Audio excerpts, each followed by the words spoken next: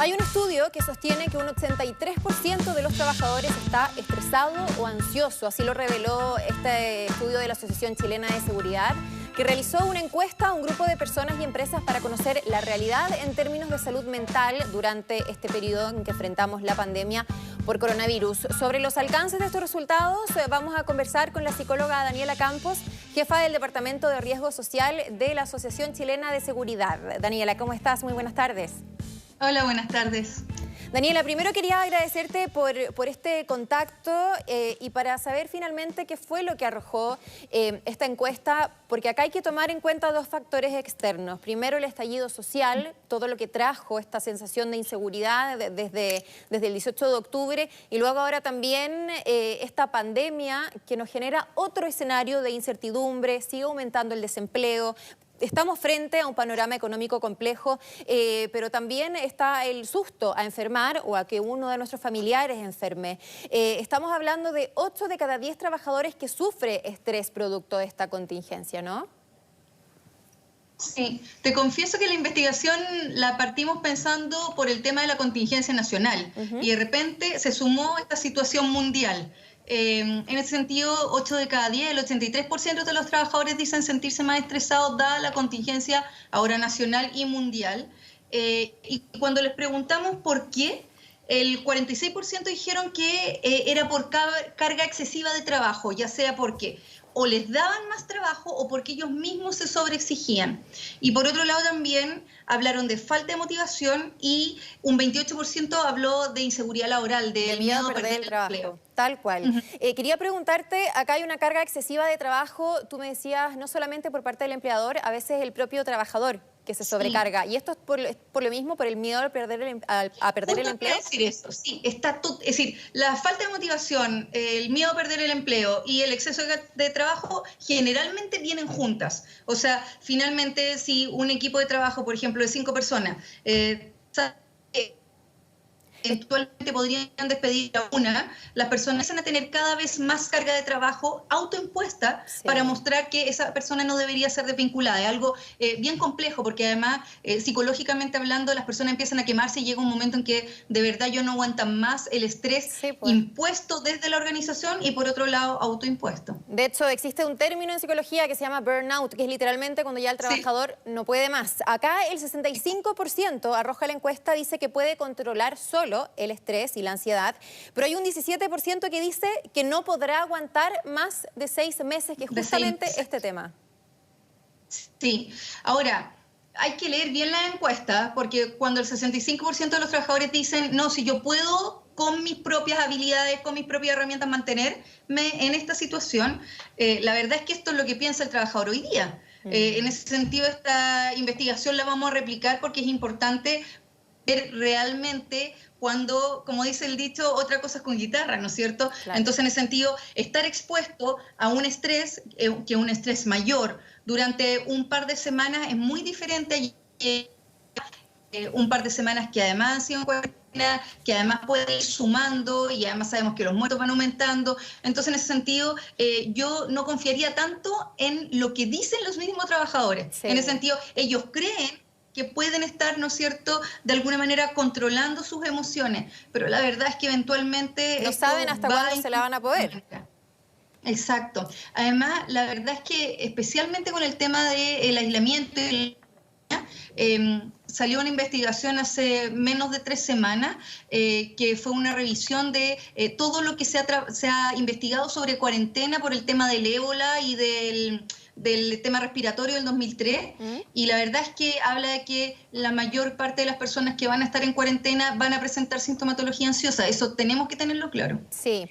Hay otro dato que me llamó la atención y que es que el 82% no ha presentado una licencia psiquiátrica por salud mental en el último año, pero esta no necesariamente es una buena noticia porque esconde algo, y que es el miedo que tiene el trabajador a presentar una licencia médica, ¿cierto?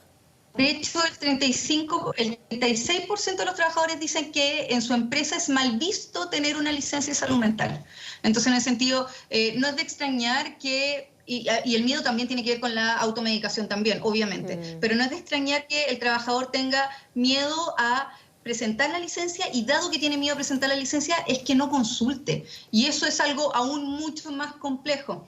Lo interesante es la diferencia, porque el 36% de los trabajadores decía, oye, en mi empresa es mal visto tener una licencia de salud mental. En cambio, los empleadores, solamente el 14% decía que era mal visto. Entonces ahí hay una contradicción entre los discursos que posiblemente uno puede estar de acuerdo o no, digamos, pero acá lo que importa es cómo permea la cultura organizacional. O sea, Sí. aun cuando desde una gerencia de recursos humanos, desde una gerencia de personas te digan, no te preocupes, nosotros te vamos a acoger si tienes una licencia de salud mental, si es que culturalmente se siente como que es algo mal visto o que puede ser visto como poco productivo o como alguien problemático, la gente no va a presentar. Es que lamentablemente es una realidad y hay muchas empresas donde es mal visto, y de hecho muchos psiquiatras le preguntan a sus pacientes si es que están dispuestos a recibir la licencia o a presentar una licencia, justamente porque saben que eso puede tener repercusiones para el trabajador.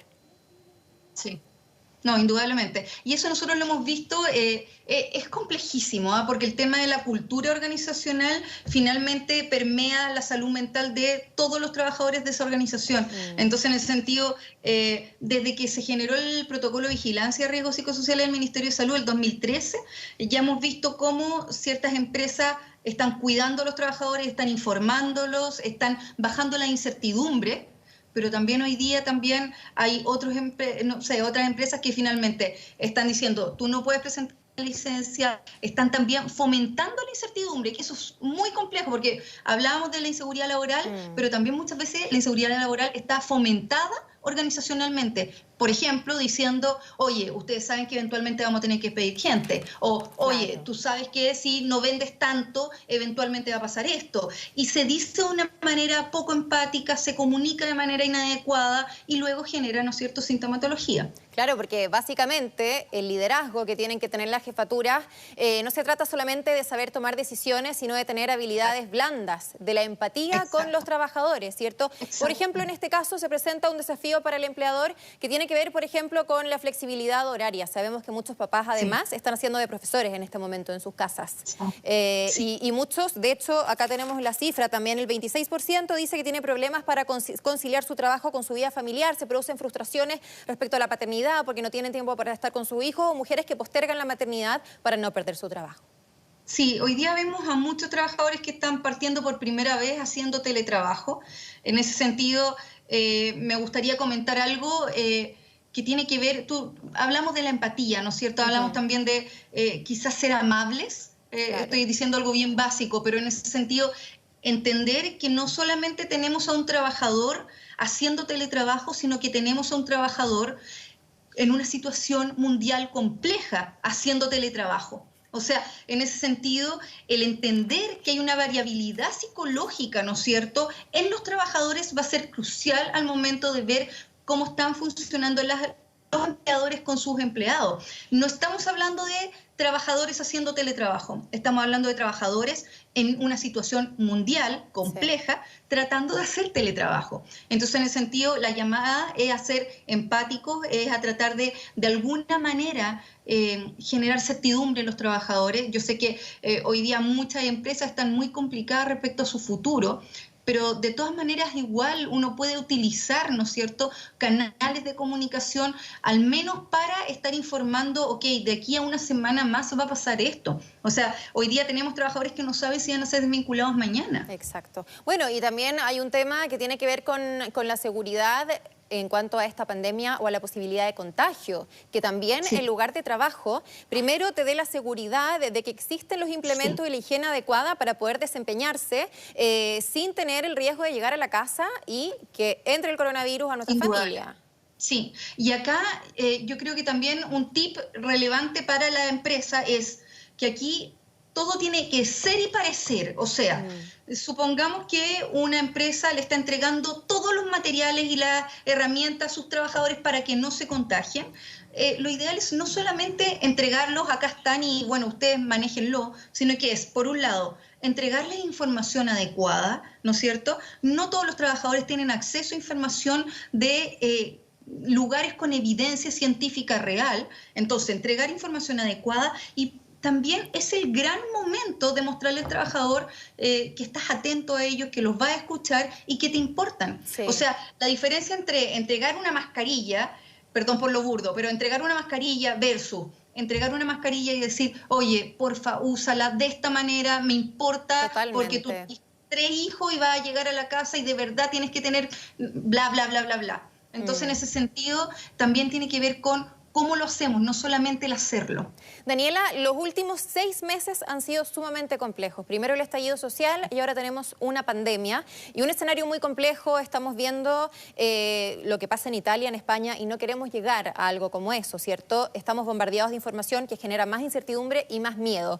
Lo importante es que las personas sepan que esa ansiedad, esa angustia es normal y que la puedan verbalizar, ¿cierto? Tal vez una buena iniciativa sería que se generaran esas instancias en el trabajo para que por último entre los trabajadores y con el empleador puedan comunicar lo que sienten en ese momento. Sí, una de las cosas que hemos estado haciendo en la Asociación Chilena de Seguridad es de alguna manera entregar herramientas a la jefatura para que por un lado puedan observarse, ver en qué lugar están ellos, o sea, están en la rabia, están en la pena, están en la frustración, están en la incertidumbre, están en el hacer para no pensar, y desde ese lugar entender en qué lugar también están los trabajadores, y en ese sentido cómo también yo como jefatura puedo contener, con comunicación, con empatía, con entregar finalmente contención, que es algo que todas las jefaturas pueden hacerlo. Sí. Qué interesante conversación, Daniela. Te quiero dar las gracias por este contacto en Mundo Plus Vanguardia. Muchas gracias. Que tengas una buena tarde.